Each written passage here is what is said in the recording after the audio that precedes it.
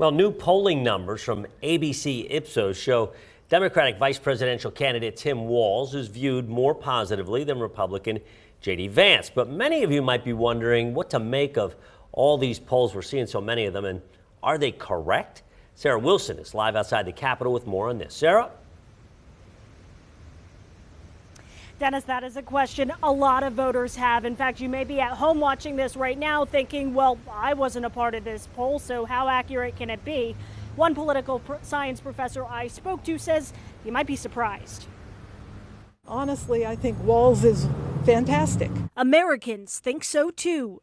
A new ABC Ipsos poll showing Vice President Harris's running mate, Minnesota Governor Tim Walz, is seen as more favorable than Trump's VP pick, Ohio Senator J.D. Vance. The numbers 39-32, with Vance viewed as more unfavorable than favorable. The approval rating for these VP candidates also differs, with more Americans believing Walz is a better choice.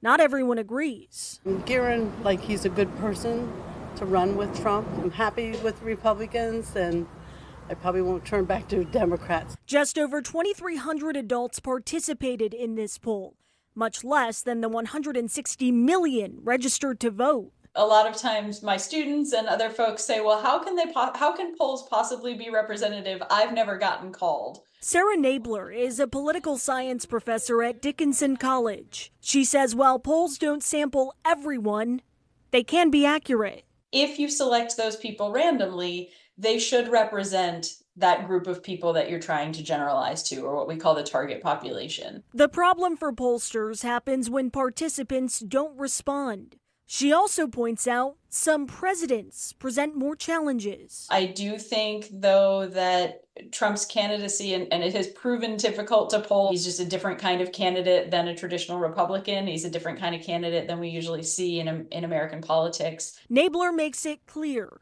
polls cannot predict the future. They're meant to sort of be a snapshot in time or a picture right now of kind of where the electorate is.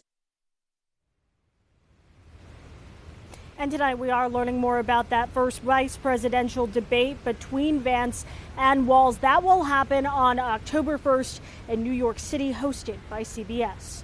We're live outside the state capitol. Sarah Wilson, ABC 27 News.